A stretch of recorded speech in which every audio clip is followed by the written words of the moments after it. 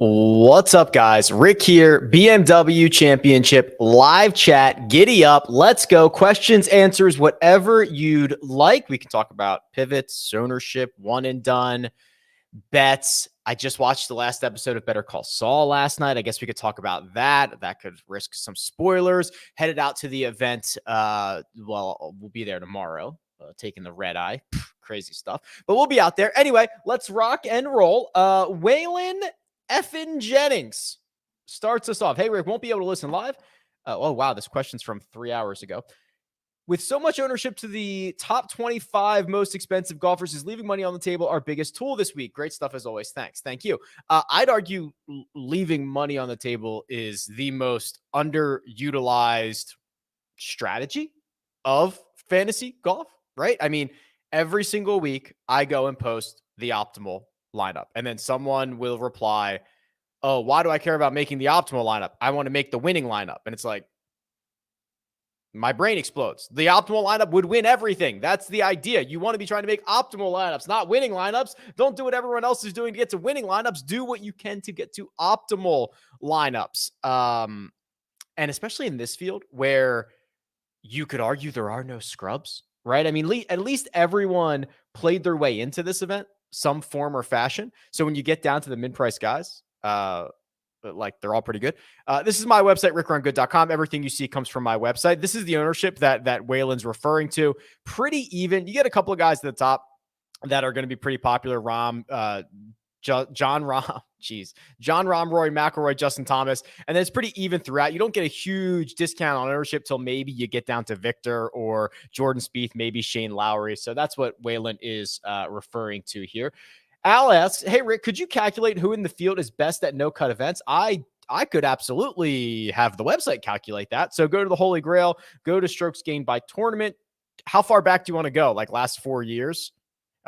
More filters and check, is it a cut event? Click no, and then sort by strokes gained total. Mito Pereira, only one event. 1.82. Rory McIlroy, Justin Thomas, John Rahm, Xander Schauffele. So these are not huge surprises, right?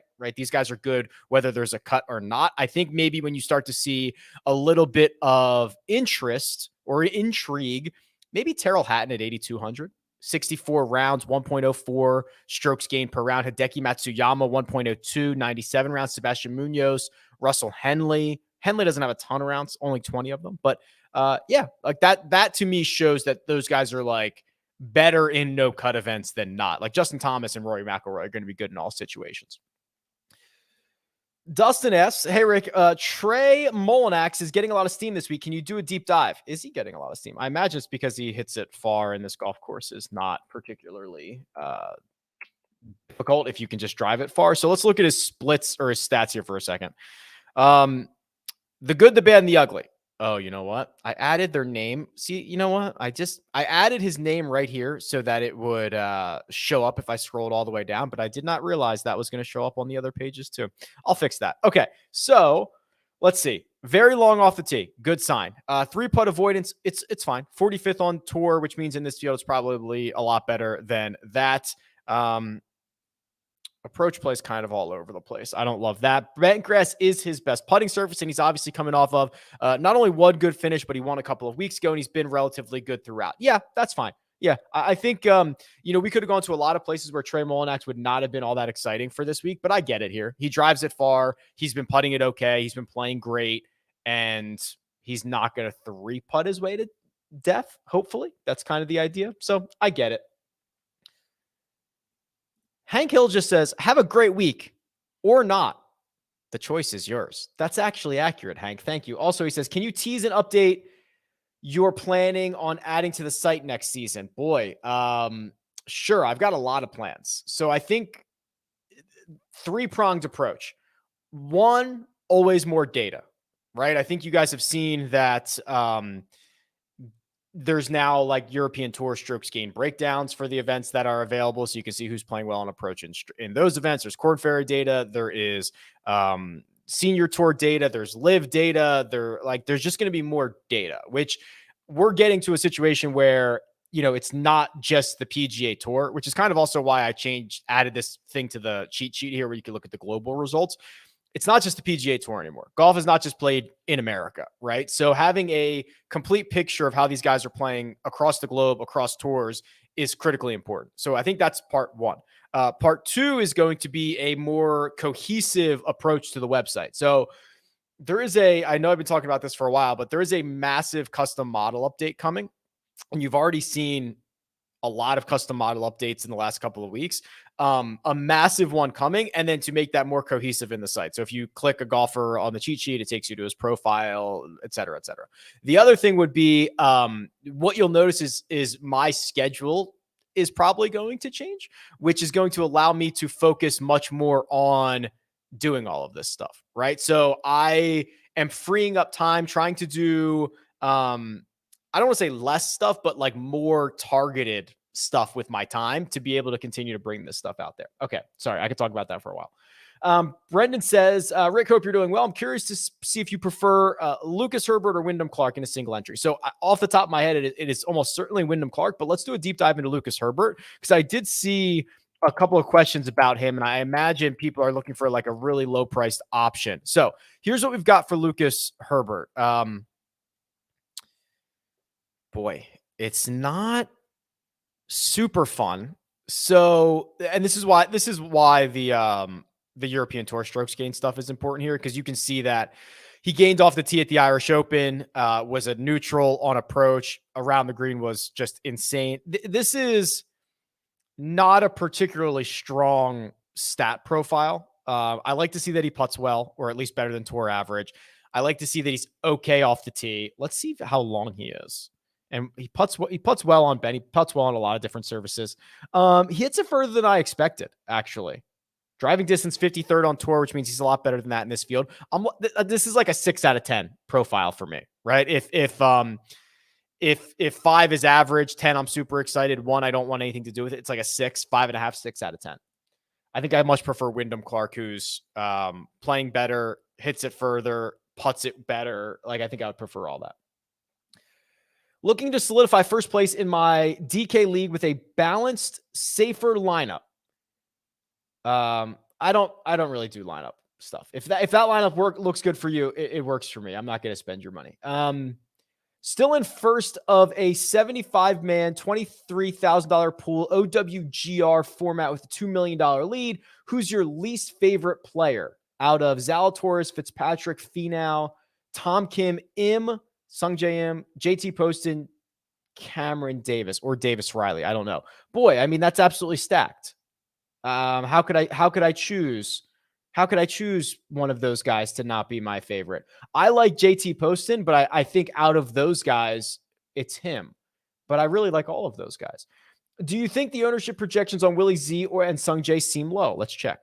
So I have Zalatoris at 14.8%, which is in line with the other guys in the top end of the nines, and Sungjae at 15, which is, the highest of the guys below Morikawa, basically. So yeah, that feels about right. I mean, there's just so many names, right? I mean, you can't have, nobody wants to go back to Zalatoris after a win. I guess the argument would be, and again, I patted myself on the back for this last week before he even won. Like, I think we've done a pretty good job at identifying good and bad courses for Will Zalatoris. So this week, is it a good or a bad course? I think it's not as good as last week was, right? I mean, his strength, although he was spraying the driver on Sunday, would be like to hit a bunch of long irons in and have kind of more narrow landing areas. I do think the rough here, a bit more predictable, might help him if he's going to spray it like he did on Sunday. And if it turns into like a putting contest, I think he'll handle himself. So again, it's like a 7 out of 10. I'm fine with that. Hello, Rick. Hello, Scott. In betting outright winners, what are the longest odds you're willing to look at? There are some guys with win equity around 50 to 60 to 1. Or is this an event where a top stud usually takes it? Yeah, so usually a top stud usually takes it. The consensus line, so if you look at the consensus lines, I'm living like that 50 to 55 range, like where Terrell Hatton is. I also did bet, and there's going to be a question about my betting card in a second, so we'll get to it. I don't necessarily love my betting card this week. I bet it early on Monday. I kind of think I would have gone a different direction. I did end up betting Terrell Hatton. I ended up betting Cam Davis. I ended up betting Taylor Pendrith. Although I probably got a lot better numbers than the consensus numbers are because I bet it at Circa and they're always longer than that. So I think I got pretty decent numbers. I'll check in a second.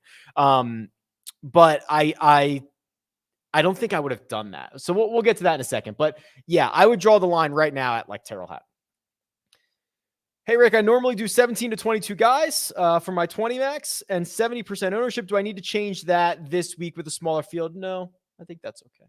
How do you feel about going back to Willie Z? Yep, I think that's fine.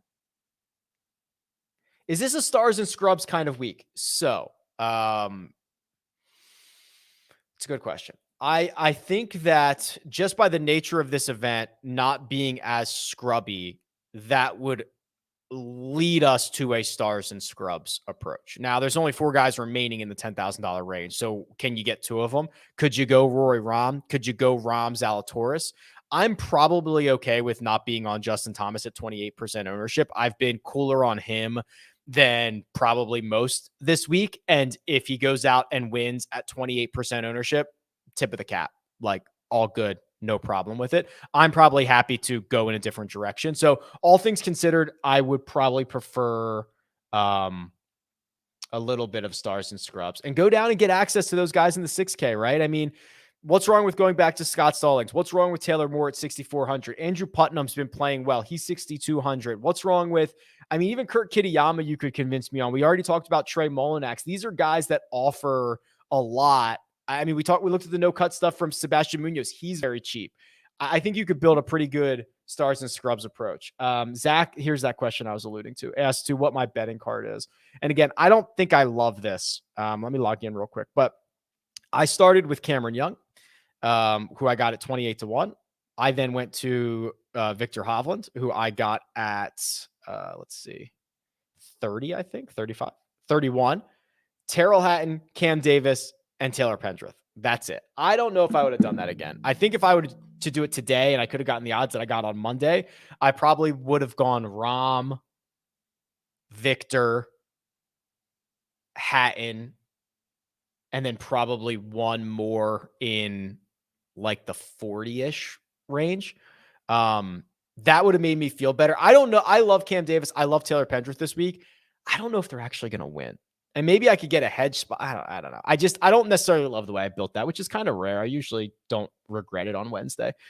Matt says, hey, Rick, I'm 5th in my one and done. And I would like to stay there.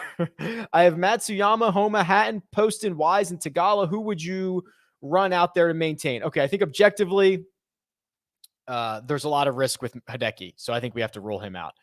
I think that as much as I love Poston, Wise, and Tagala, they are not the class of player that Homa and Hatton are. And they will probably need like their A- stuff to be better than Homa or Hatton's B+ stuff. So that leaves us with Homa and Hatton. Homa, I think, is generally much more well-rounded, and you'd be better off playing him, although he hasn't been all that good recently. So I would probably go with Terrell Hatton here. I think you're going to get a golfer who is not only playing well right now, so I'll pull up his stat profile as I talk about this. Not only playing very well right now, but you can see he's getting better on approach. The putter has been there. He is, I believe, one of the best. Yeah, I mean, he's very good in avoiding the 3-putt. The one thing that he does that he's the worst at is hitting the fairway. Well, these are wide fairways, so he's going to hit more of those. And then also when you get into the rough, yeah, it's going to be thick, but it's a lot more predictable. So I think that, and then we also saw that he's very good in no cut events. I would say Hatton's your play here. I would not be super upset if you wanted to play Homa either. With Finau and Xander going back-to-back recently, do you think it'll affect Zalatoris' ownership? I do not believe so. I've got him at like 14, 15%. There's just so many guys. Thoughts on Poston? Yeah, I'm quite high on Poston. So you can go and look at this a lot of different directions. He is not only playing well, right? Runner-up, win, miscut, 11th, 21st, 20th, and the miscut was at the Open Championship. Pretty sure I'd give him a pass on that. He's a very good putter. The tee to green play has been much better as of late. You look at his putting surfaces, his best surface is bent. You look at some of the other stats here. He is not as short off the tee as I originally thought he was, right? So if you go and look at this, so what do I have up here? Last 24 rounds. I could even go back further than this. JT Poston is losing less than 2 yards per round off the tee. So he's like an average driver in terms of distance, and he hits enough fairways. Yeah, I like JT Poston quite a bit. Welcome to the Blocked by P. Reed Club. Yeah, finally got me this morning. Finally sniped me. I didn't think I said anything all that bad. I just told a true story that he was going to come on the First Cut podcast, and he didn't. He canceled. It was actually, I looked at the emails. It was actually the Tuesday after the Farmers, and it was actually they did not cancel via email, which I remembered. We actually went into the Zoom. They never showed. And then we got an email that said, oh, saw that there was a notification in the Zoom. We're going to have to move this. And I was like, no kidding. Yeah, we waited there for 15 minutes or whatever. So, yeah, that's what happened. Over the past 3 days, this is a pretty good question, Clark. Have you gotten more of a sense of how this course is going to play and what will be important here? Yeah, I think a little bit. I actually thought we did a pretty good job of this earlier in the week because we had some really good, we had some members out there give us an idea. There was some quotes from Rory from a practice round and stuff like that. I just think that there's very little personality in this golf course, right? So the transcript from Patrick Cantlay, I think, really aligns with some of the thoughts that we had leading into the week, which is go out there, hit driver as far as you can, find it, and just control the speeds on the greens, right? They're going to run at 12.5 on the stimp. They're 8,100 square feet. They're large. They are going to be fast. They're undulating. So bomb and gouge and have good speed control with the putter. That seems to be the recipe for success around Wilmington Country Club. And it's probably going to be pretty low scoring.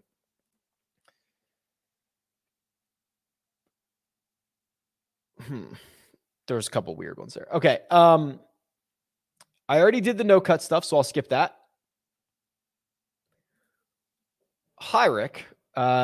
Great job per usual. Who would be your top two under 6,900 for this week? Okay. Top two. I'll narrow it down here. And let's just sort by a couple of items here. Let's just get these guys out of the way. Under 69, or can I use 69? I guess it's probably not going to matter. I think that, so the short list is likely Grillo, Wyndham Clark, and Taylor Moore. That's probably the short list. I would probably say Grillo and Taylor Moore are my two favorite.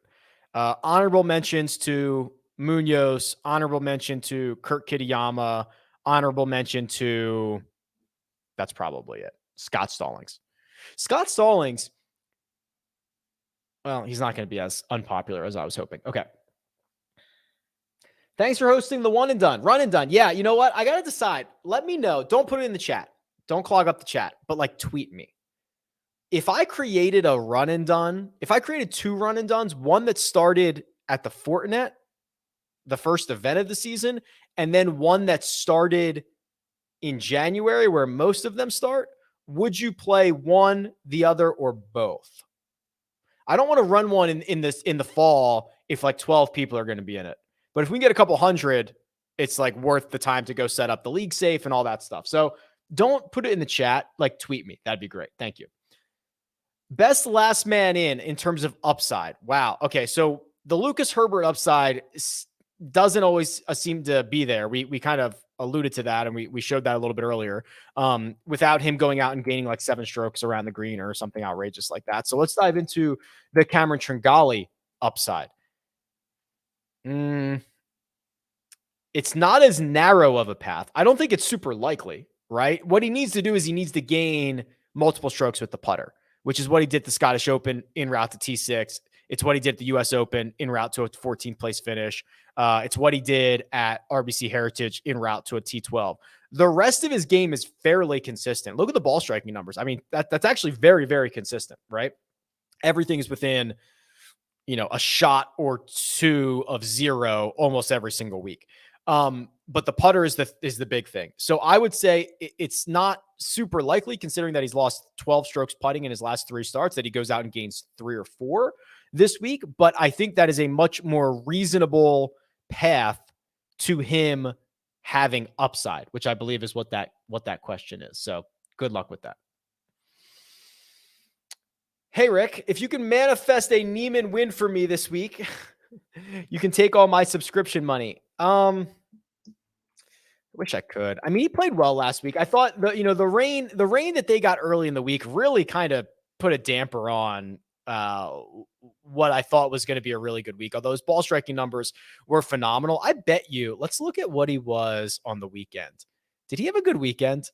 Because that's when things started to dry out. That's when things started to get firm and fast, which is what we wanted all week long. Let's see. He was, pretty good. 4th best scorer on the weekend. He gained almost 5 shots to the field. That's what we wanted all week long, right? That's what we wanted. Give him 5.8 for the first 2 rounds too. That would be 11 something, right? He would have gotten into the playoff maybe. That's what we wanted all week.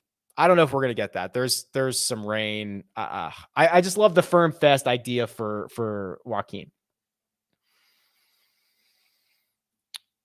Charlie's working on a playoffs strokes gain narrative. Playoffs. Can you deep dive Billy Horschel? Who am I to tell Charlie no about his strokes gain playoff narrative?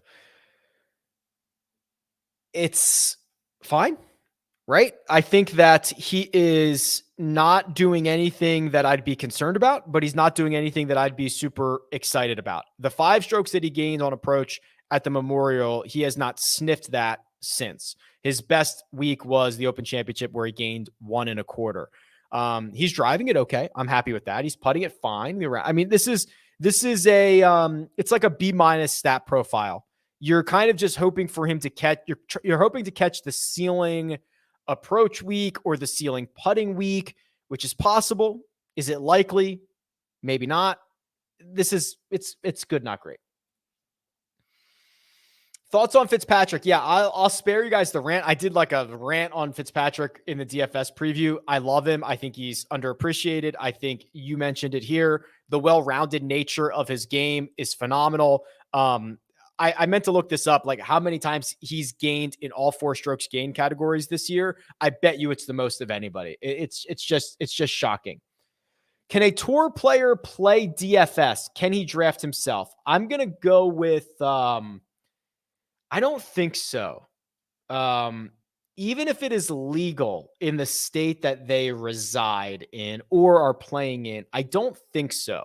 There are bylaws for the tour that probably include gambling on yourself, and they probably lump fantasy into that, even though they are an official partner. The other thing, because like if you work for CBS, like they don't want you to bet on this stuff, right? Independent contractor. So they, there's if you work for a network, they don't want you doing that. I'm imagining that is going to be also in regards to although the players are independent. I don't know that. I'm going to say you can't. I'll find out for you though. What do you think about fading Young for Niemann? Yeah. So I think there are better places to find fades, like Justin Thomas. We talked about what Joaquin Niemann does well and the way this golf course should probably set up for him. If you talk about what Cam Young does well and the way this golf course should set up for him, it's jarring, right? Like Cam Young at Wilmington Country Club is almost, outside of the fact that he hasn't putted well on bent, which is crazy because he's such a great putter, there's no knock. I mean, bomb it long, go find it, gain 9 strokes ball striking, which he's done 4 out of his last 8, which is nuts, and putt to your average. That's the path to the top of the board for Cam Young. It's very, very simple. The Niemann path feels a bit more complicated. So I would prefer to find a fade in Justin Thomas. I would prefer to find a fade in, let's see.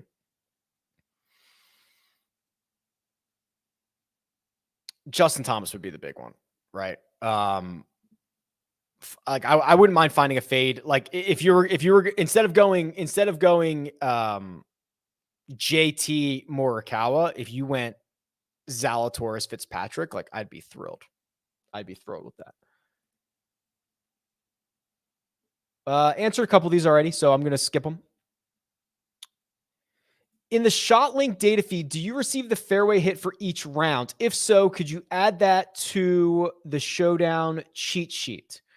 Yes, that is in there. Could I add that to the Showdown cheat sheet? Probably. Maybe. Yeah, I'll look into it. Oh, this is a super chat from Hybrid. I appreciate that. Hey, Rick, any life at all for dead price Matt Kuchar looking to build a $45,000 lineup? I appreciate the effort into getting into a $45,000 lineup. Let's look at Kuchar together here.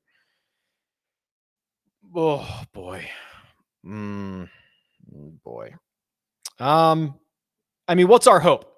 Our hope is that he Sepp Straka's this thing out of nowhere. That's the hope. He's not a good driver of the golf ball, and he's, I'm sure, probably outside the top 130 in distance. Let's find out. He is outside the top 180 in distance. I mean, based on this, he's going to have to gain 11 shots in the short game, which is probably pretty unlikely. He's not particularly bad on Ben. He's not particularly great either. You got to find another way to get to 45K, I think. Who do you like for first round leader? Okay, well, let's just do it this way. Let's just go to the Holy Grail. Let's go to strokes gained by round. Let's go to round one, and let's just find some studs here. Okay. So strokes gained by round. Now, remember, all the guys at the top are going to always be great. So like, well, let's see Patrick Cantlay. Patrick Cantlay's too consistent. We need guys who can go off and gain 5 or 6 strokes, like Rory, who went 6.6, 7.9, 5.7, 5.5 before he lost at the FedEx St. Jude. Rory would be a pretty good one. Let's see. Russell Henley, can he pop? Nope, too consistent. How about KH Lee? That's not bad. Look at KH Lee's last. KH Lee has gained strokes in round one. 1, 2, 3, 4, 5, 6, 7, 8, 9 round ones in a row with a plus 4.5, a plus 5.7, a plus 6.2. I bet you can get a really good number on a KH Lee first round leader. Actually, that makes me want to look at, let me look at something really quick here. That's pretty unheard of to be able to do that. Is KH Lee available on PrizePicks? That's what I want to know. He's not. Oh, what are they doing to me? Let me get all the KH Lee. Okay, this is interesting, though. They do have Bezadenhout here. They have Bezadenhout under 69.5, which he was also in here, right? Where's Bezadenhout? He was here. 68 round ones, gaining 1.2 per round. So if we say that this golf course is going to play 1 shot under par on average, that's 70. He has to gain a half a shot. Yeah, okay. How about Bezadenhout under? And how about, I mean, that we actually moved that Fitzpatrick line by a full stroke. And Rory's been stuck at 68. That's 300. That feels like a lot, though. Let's get one more. Hold on. We're going to find one more here. We moved the Poston line too, I think. Let's see what Sahith does. Whoops, sorry. Now I'm stuck in this now. We're in this now, so bear with me for a second.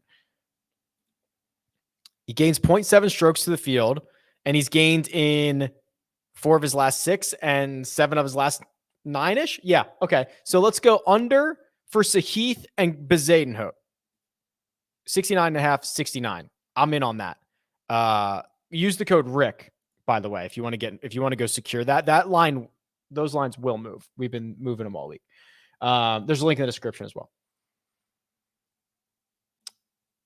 Good afternoon, Rick. Watch some of your other videos throughout the week, but what metric stats are you leaning on when making your selections? Any new information about the course? No.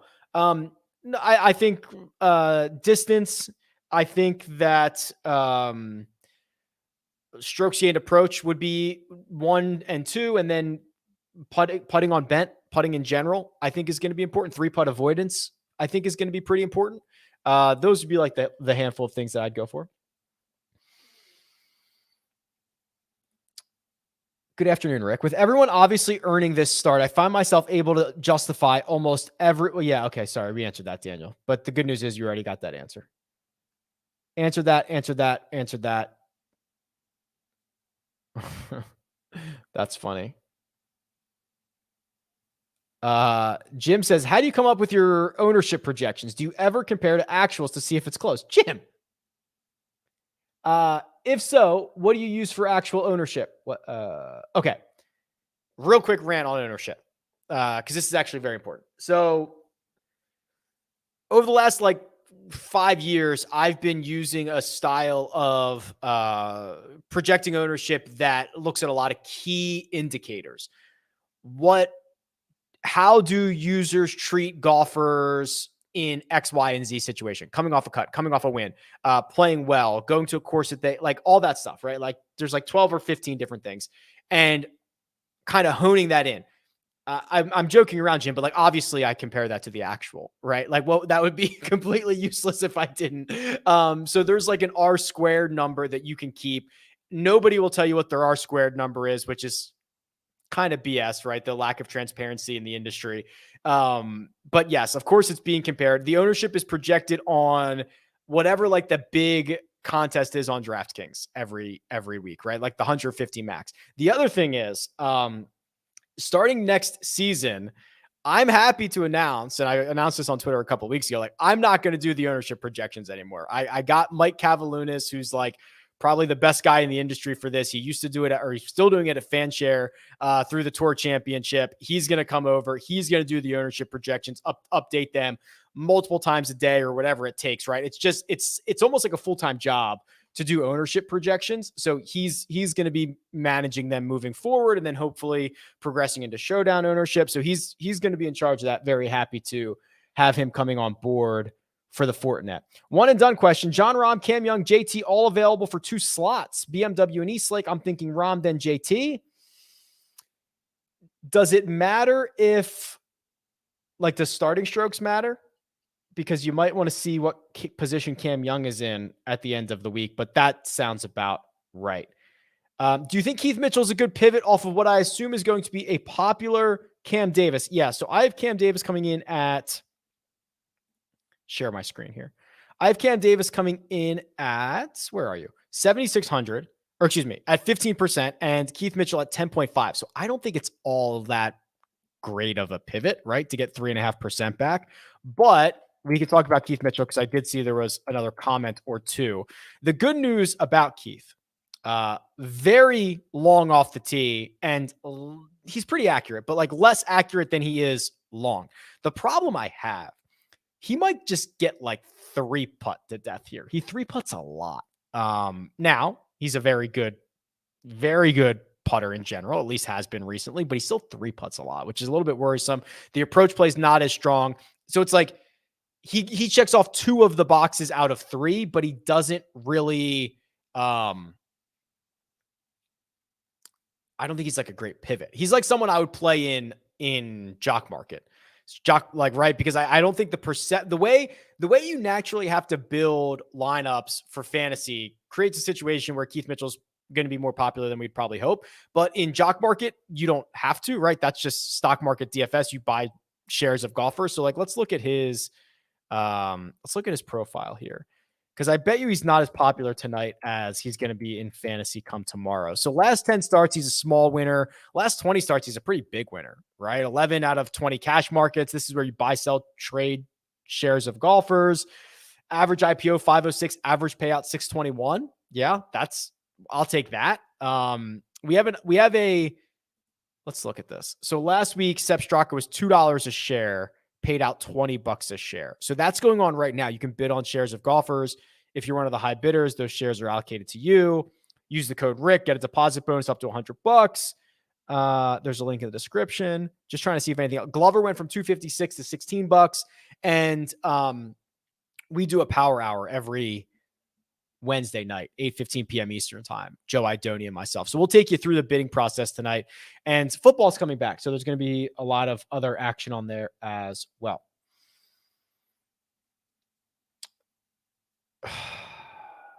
Mike asked, Rick, official statement on the closing weeks of your one and done demise. No comment. I'm sick about it, Mike. I was in first in my own one and done, which I would have just loved to have won. And I was in first with like 8 weeks to go. I caught a heater and it was amazing. And I think I missed like 4 or 5 of the next. I think I missed 5 cuts in a row after that. And I think I'm sitting in 15th right now, which is going to be great. Like 15th out of what? 700. I'm thrilled, blah, blah, blah. But I'm not. I'm sick about it. And I've never wanted anything more. I will have to go back and do like a deep post-mortem on that. I don't know, man. I'm sick about it. Maybe I can finish inside the top 10 this week with a win. I don't know. I don't have anything else to say. A couple back-to-back questions on Chris Kirk. Can't believe it. Boy. So I don't usually love to see this. Where this is what I refer to as almost as like whack-a-mole, right? Where it's kind of something different every single week. Some weeks he loses 2 strokes with the on approach. Some weeks he loses 2 strokes around the green. Some weeks he loses 4 strokes with the putter. You see just like kind of these red squares that pop up kind of randomly. That to me is a little bit concerning.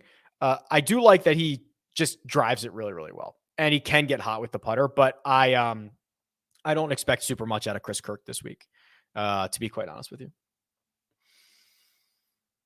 Oh, I lost my spot. Oh, here we go. Adam says, hey, Rick, thoughts on Cam Davis written up in Golf Digest as someone you might play? Yep. Yeah. I mean, listen, I agree with all this. I still feel the same way as I did when I wrote that up about Cam Davis. I think it's a great spot for him. I think he is going to be pretty popular. I think if you want to pivot off of him in a game where game theory matters, more power to you.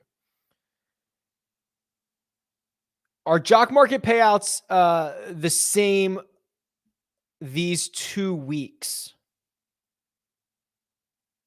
What? No. So I don't understand that, right? For this week and next week? No. So this week is like top 50, and then next week is, I don't know what next week is, but no, they're being adjusted for field size. They couldn't pay a profit on everybody next week because the field is so much smaller. So no, it's this week it's top 50 are above min, right? Which I believe is what you're asking about. Last week in one and done, I'm about $100,000 from the money. Ooh, okay. This is interesting. Down to Kim. I'm assuming that's Tom Kim, Adam Scott, JT Poston, Tagala, Lowry. Who is best to make up 100K? I would probably play Tom Kim. Assuming that's Tom Kim. I've played Tom Kim in a one and done. That's probably the route that I'd go. Hey, Rick, thanks for everything that you do. How would you rank Fitzpatrick, Hovland, Burns, and Morikawa purely off outright chances? Oof.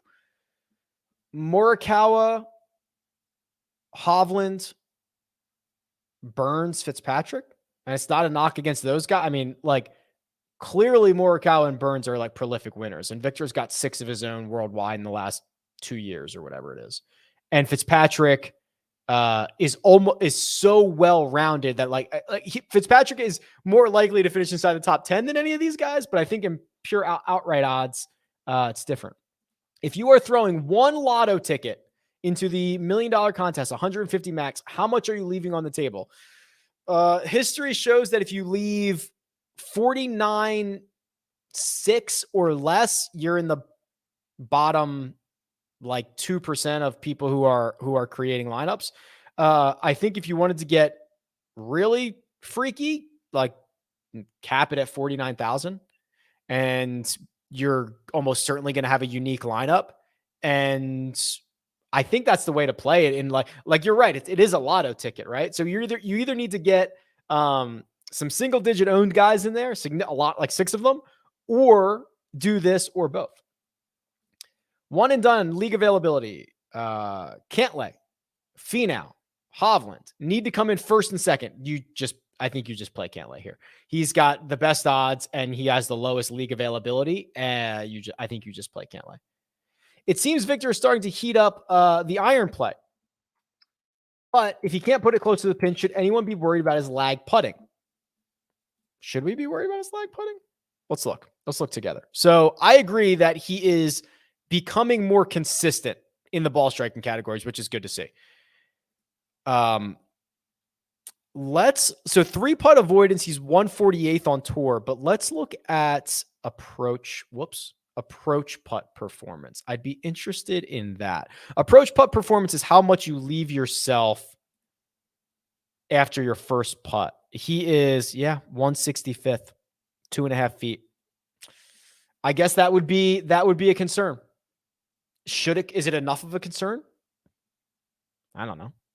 I tend to think not. The rest of the game's pretty strong, but that is an accurate, astute observation. LeBron just signed a 2-year, $97 million extension. Between this LeBron news and the Jock Market Power Hour, this is shaping up to be the best day ever. I agree. I did not pay for that. That's not my burner either. That's TJ. LeBron, man, he's going to play till he's like 60, right? Like, God, unbelievable. Any specific Korn Ferry guys you're cheering for to get their card in the next few weeks? I believe Minwoo's on the going down to the Korn Ferry finals. I think that'd be great. I think Brent Grant is right outside of it. I'd have to check to see if KK Limbasut is in the finals, but those would be some guys that are I'm most excited about. Hey, Rick, any news to share about the players only meeting? No, they are tight-lipped and they are, they're invoking the code, right? The code.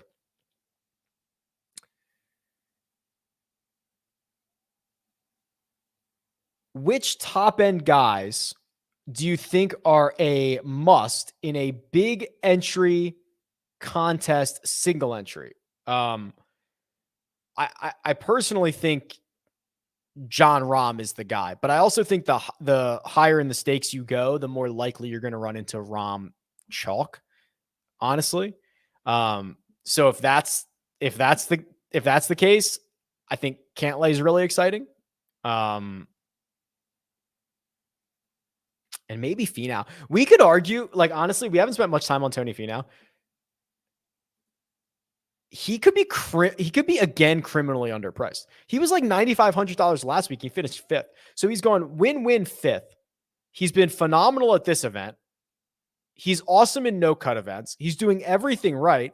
He might be the best player in this field over the last. So he's the best player in this field over the last 24. He's the second best player in this field over the last 36. He's the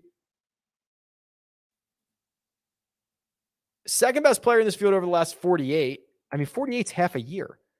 And he's the 12th best player in this field over the last 100. I mean, it's possible he's like by far the most mispriced golfer. Researching all rounds versus X number of rounds. Why wouldn't all rounds be the best equalizer? If I understand you, Robbie, I mean, the answer is because guys change, right? Like Justin Rose, if I put 1,000 rounds into the power rankings right now, Justin Rose and Jason Day and Ricky Fowler and all these guys are going to come up. They're clearly not the golfers they once were. So a more recent sample size is more indicative of recent form. How is DK gained value calculated? Very simply, it's the same way as strokes gained is calculated. Whatever the average DraftKings points generated for the field is that week. So let's say it's 48 is the average of everybody in the field. If you scored 100, you gained 52 points. If you scored 30, you lost 18 points to the field. That normalizes for because like if you just do fantasy points in general, Well, the average fantasy points at the US Open is very, very low because the courses are so hard and making birdies is difficult. But if you go to their Bermuda Championship and score and go 30 under, like the fantasy points are insane. So it basically does not. It's just a way to normalize for guys that are playing Birdie Fest versus guys that are playing a lot harder events.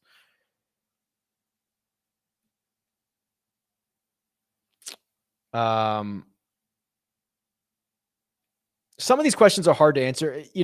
It can't just be like, do you like this person or that person? There's so many other variables of your risk tolerance, what you're playing for, what you want them to do. So I generally skip those. Here, bent grass is the question from Planet Warrior. Who are the best bent grass putters? So go to strokes gained by tournament. Again, I'm going to use the last 4 years because, again, I don't want to open up a lot of different stuff. And we'll just go on bent grass. So bent grass sort by putting. Whoops, I clicked John Rahm's name, I think. Well, there's your Lucas Herbert narrative, right? 24 rounds, he's the best golfer in the field. Denny McCarthy, no surprise there. Christian Bezuidenhout.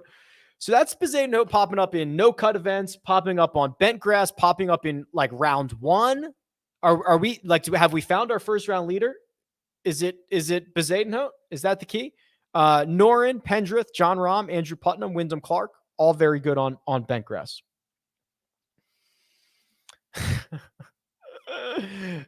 Trevor asked the most important question. How's your poker game prep going before your big event? Any surprises you see on projected ownership? Blah, blah, blah. I'm not going to answer the ownership. I'm just going to ask the poker question. Thanks. So I'm playing on stream on the Hustler live stream the Monday after the Tour Championship. So that'll be fun. I actually have, so my buddy sent me like a sim website where you can like look at the charts and like I just plan on having fun, right? I'm just going to have a blast. I think it's going to be a ton of fun. I don't have any expectations. If you want to get, we'll put the link in the description. Maybe Armina already has it in there, but I'll sell up to half my action. I don't care if I sell any of it or not, but I thought it would be fun for people if they want to put a couple bucks in, follow along on the live stream, have a small skin in the game. Like we'll put the link in the description. It's just on Stake Kings. So you just do it that way. Okay. Yeah. Armina says it's already in there. So if you want to have like a small skin in the game, I don't care if I sell it either way, but I think it'd be fun. So here's the Putnam. Let's do the deep dive on Putnam real quick because I glossed over him and just said he's been playing pretty well, but I kind of want to dive a little bit further into that. We just saw the bent grass putting numbers. He's a very good putter in general, but we saw the bent grass putting numbers. Look at the recent form though. It's T11, it's T27, it's T5. It's a little reliant on the short game, but that's kind of what he does, which is fine. And he's better than average ball striker, at least in the last 5 measured events. I think this is a very, very solid stat profile for a guy who is as cheap as he is. And I wish he was a little bit longer off the tee, right? Like that's probably going to hurt him this week because of the nature of this event. But the rest of the other stuff in the good form is kind of hard to deny at the moment.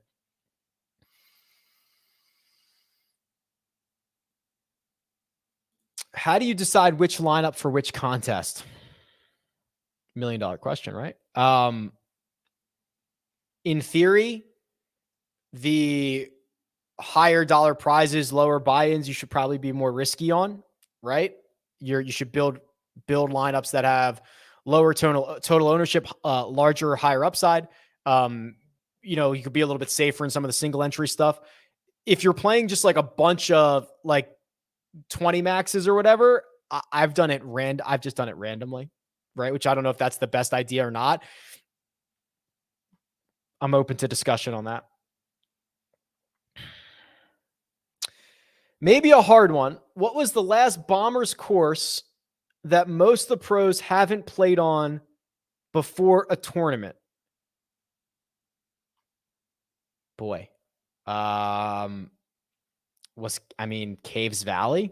How long was Caves Valley? And that was the first time we saw it in the rotation last year, right? I'd have to go back and look. I need more time to answer that question. Rick, I thought you said you had bet Young as well. Yeah, I did. Didn't I say that? 5 guys. Young, Hovland, Hatton, Davis, Cam Davis, Taylor Pendrith, 5 guys. I said that right. Hey, Rick, how do you usually structure your lineups? Let's say 20 lineups. How often do you go back to the same 2 guys? Fairly often. I keep a very, very tight core. Deep dive on Mito Pereira. I think I can handle that.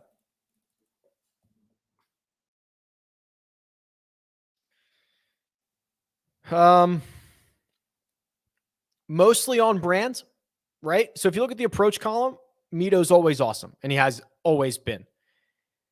He's starting to lose it in the other areas, though, right? The driver not cooperating. That's something that he was really good at in the spring, gaining 2 or 3 strokes off the tee. Now he's lost in 4 out of 5, and he's lost multiple strokes, or 1.5 or more in 3 of those 5. So that's concerning. Again, around the green, something he was much better at earlier this year, he's lost. The putter's always kind of been a question mark, but we've at least seen him get hot with it. Not really anymore. So that's 1, 2, 3 strikes you're out for me on Mito Pereira. You like that? You like that baseball reference?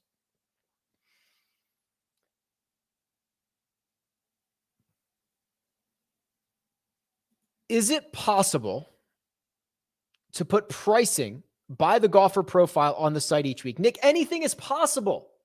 In the words of Kevin Garnett, I will look into that. Just like send me an email or something. It's hard. If I have it in my email, I will address it. Which is like, that goes for everything. Like if you DM me on Twitter, like there's a chance I never see it or ever respond to it. So for stuff like that, email me.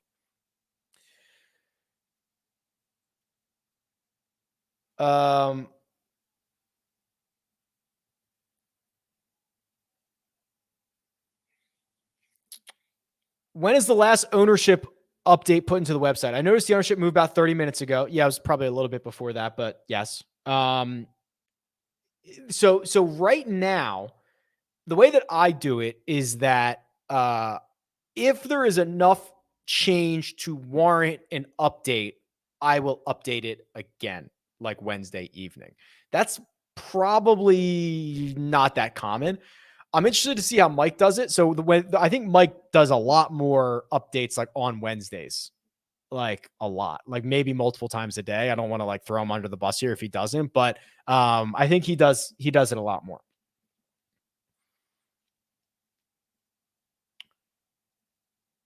Is there a better way? Is there a better week to bet live than usual? No, this is pretty good. I mean, any no-cut event's pretty good. Some funny comments out here. All right. I have answered a lot of these, which is good. A lot of stars and scrubs questions. I think stars and scrubs is like slightly better, right? I mean, they're all stacked. Answer these questions about Trey Mullinax. There's a lot of first round leader questions. Talked about that a lot. Oh, I get to do the winning score. 17 and a half on 17 and a half. They're going to smash that. I'm pretty sure. Did you set that, or is that available at a book somewhere? I'm pretty sure they're going to smash that. I just think they will, right? Like when I look at this course, I see a course that's very, very difficult for me. It's long, 7,500 yards, except par 71. The rough is 4 inches thick, and they're large, fast greens. That's going to kill me. That's not really that big of a detriment to the guys on tour. They're long. The rough it's bluegrass. It's predictable, even though it's thick, and they'll figure out the greens. And I think there's been some rain. I think it's going to be soft too. Like I think they're going to shred this place. I think the winning score is going to be 23 under par. I'm obviously speculating a lot because we've never seen this golf course, but that's the way that I read it. So I'll take the deeper under par side. One and done. I have Scheffler, McIlroy, Cantlay, Rahm, Xander, and JT. You have not. Well, okay. So you followed up and said, I'm $300,000 out of first place, which is shocking considering the number of guys that you have left. I was going to say you didn't play this very well, but I guess you did. Probably played it better than me. Only one person can use Xander and Rahm. You have 2 weeks left. I mean, you should probably just play Rahm this week and Xander next week, I guess. You could play Rory next. I mean, this isn't even a question. This is, unfortunately, Pinto, like, I don't even have any advice for you. You have like the best 6 golfers in the world for 2 events. I think you could use them in any combination. I would probably play Rahm and Xander, or Rahm and Rory, or Cantlay and Rory. I mean, this is disgustingly rich what you have left.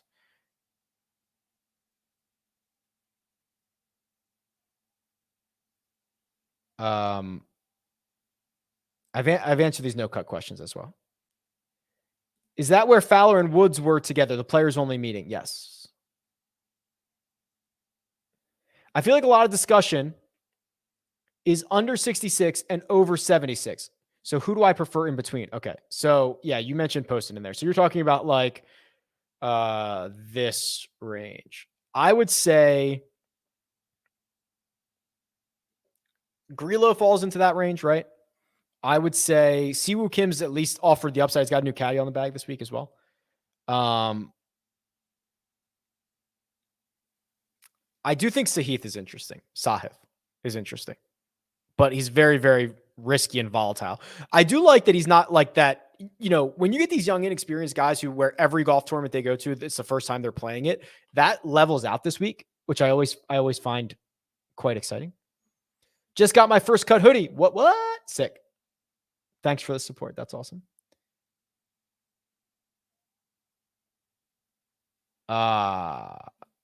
Okay.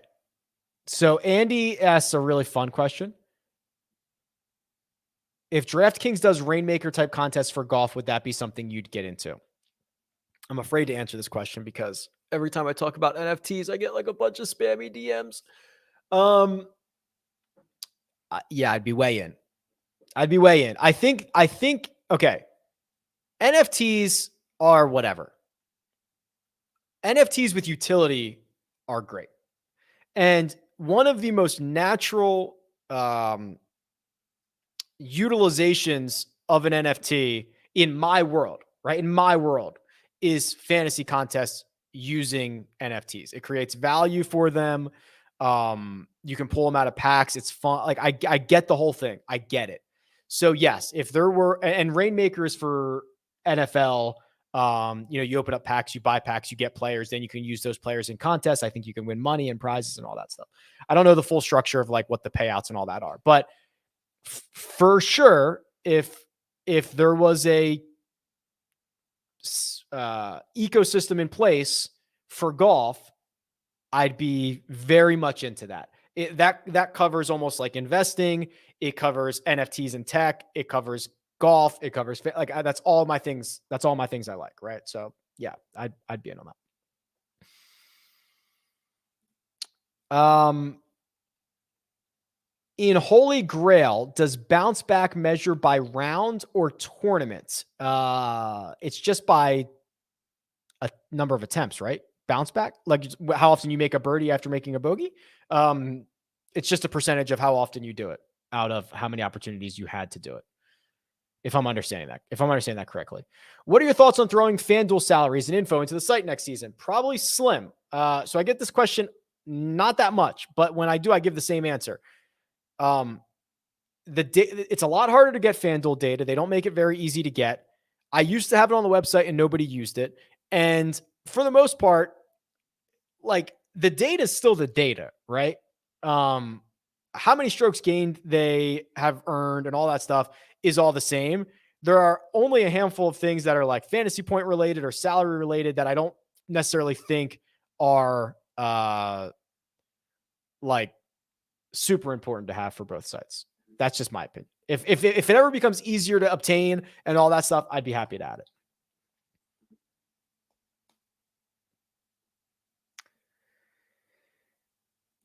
With the outright odds sitting at 50-1 for Max Homa, why aren't more people taking him or even talking about his game? I just don't think he's been playing that well recently. That would be my guess, right? So let's take a deeper dive. We can look into this.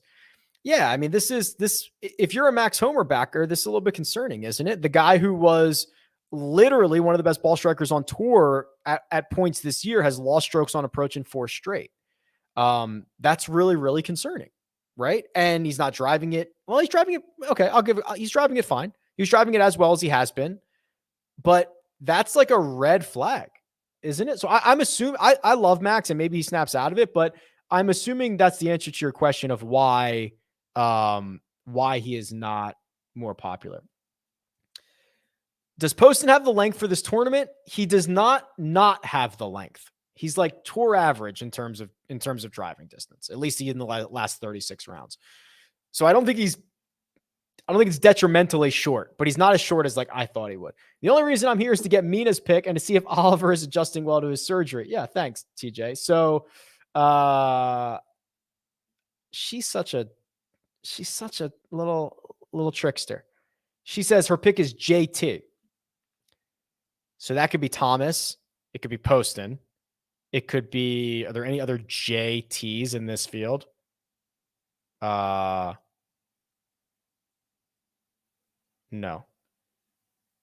She said, don't forget.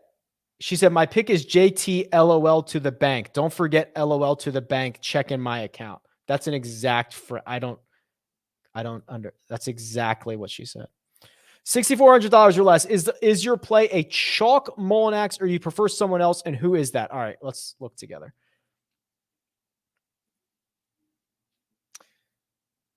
$64? Okay. So here's Mullinax. Wait. Oh, I'm sorry. He's here. 62. Okay. But we have 64. So you could play a chalky Mullinax or a chalky Taylor Moore, I suppose. Or you could play like a Putnam or a Troy Merritt's not that bad. I would probably play a chalky Mullinax or a chalky Taylor Moore. If you got me up to 6,500, I might go Munoz for the pivot. But no, I don't think so. All right. Like, let's just do like, we're 2 minutes over and I got to go to Chipotle. Like legit rapid fire. Like you've got like 17 seconds to put questions in the chat about anything you want, and then we'll get out of here. I'm not in on Keegan. I think there's better options. JT could also be Ju Hyung Tom. That's right. You could do anything. Burns or Hovland for DFS? Hovland. The format, LOL. I don't even know what that means, but I'll just read it. I don't know what that means. What else is happening? I think we might be done. We might have run out of steam in the chat here, unless they're all going to come in at once, because sometimes that happens with StreamYard. But I think we might be out of steam.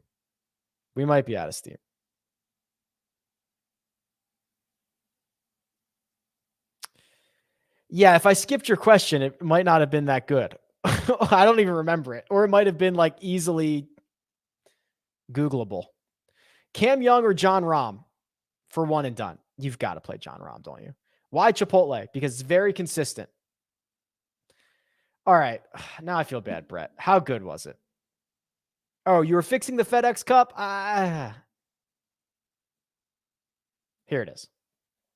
Here we go, Brett. We'll end on this. I hate to disappoint. In response to your Fox the FedEx Cup, I don't get it already. What about a tweak to the balancing of season points? Then you have a regular season champ, a 75-man, 3-event, 0-cut, cumulative score playoff. So you have a regular season champ and then a playoff champ?